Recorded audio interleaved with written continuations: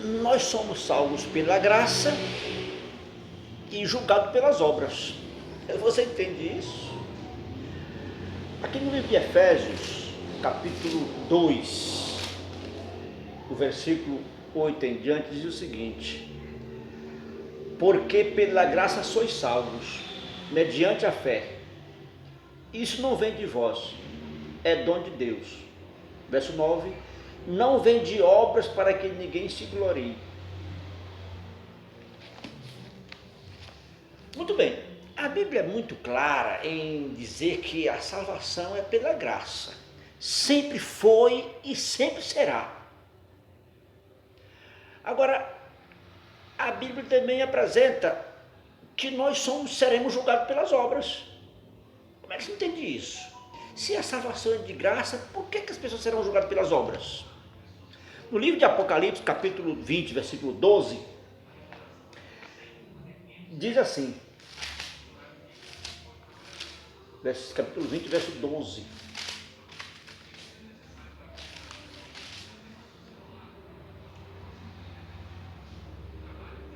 E vi os mortos, grandes e pequenos, o que estavam diante de Deus, e abriram-se os livros, e abriu outro livro, o que é o livro da vida, e os mortos foram julgados pelas coisas que praticavam, segundo as suas obras. E no livro de 2 Coríntios, capítulo 5, verso 10, diz que todos haveremos de comparecer diante do tribunal de Deus para ser julgado pelas obras. Você entende isso? Salvos pela graça e julgados pelas obras. Como é que você compreende isso? Bem, é o seguinte, eu vou contar aqui, fazer com uma imaginação aqui do juízo. Suponhamos que o juiz de Deus funcione como o juízo, como qualquer julgamento aqui na Terra. No juízo, no julgamento, existe o réu, existe o advogado de acusação, o acusador, existe também o advogado de defesa. Não é verdade? Eu acredito que vai funcionar mais ou menos assim também no tribunal de Deus. Cristo é apresentado na Bíblia como nosso advogado, nosso intercessor, nosso mediador, nosso advogado de defesa. Mas também a Bíblia apresenta o inimigo como sendo nosso acusador. E no dia do juízo ele vai estar acusando. Vamos supor que Deus chame o meu nome lá no juízo. Passar pelo julgamento de Deus.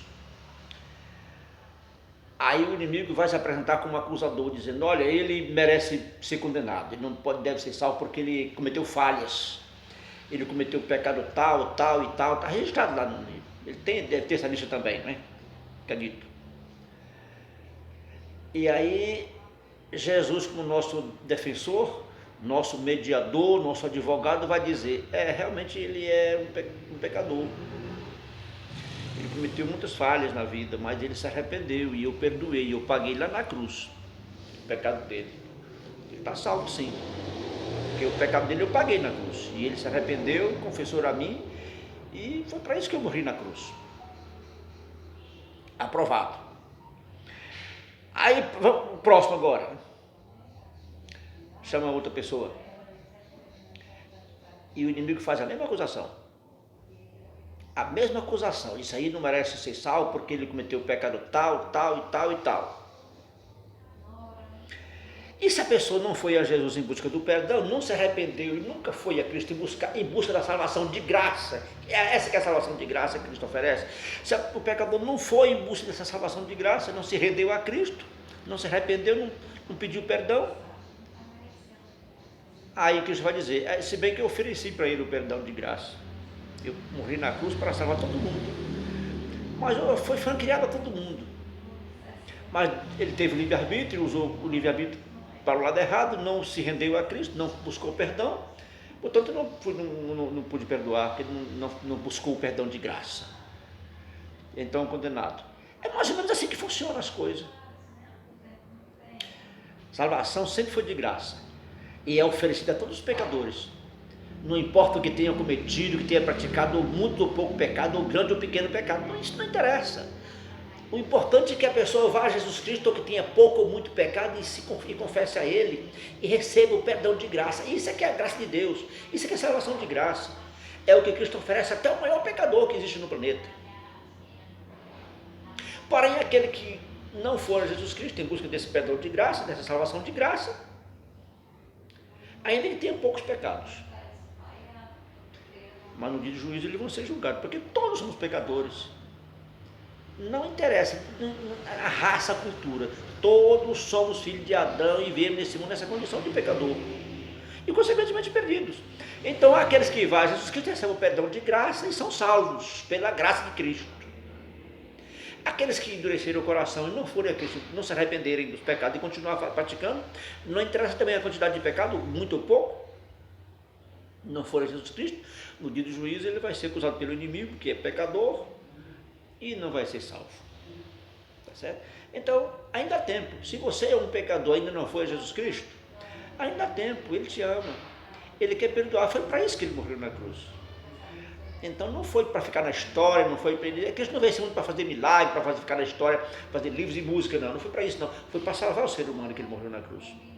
Agora, para isso é necessário que nós nos arrependamos dos nossos pecados e nos rendamos a Ele, confessando Ele nossos pecados, não interessa quais, e Ele nos perdoa por sua graça. Isso é que é graça. Deus nos abençoe. Vamos a Jesus Cristo enquanto há tempo, certo? Muito breve. Ele deixará de ser advogado e virá esse mundo para buscar aqueles que foram salvos e levar para o céu para a eternidade. Deus nos abençoe.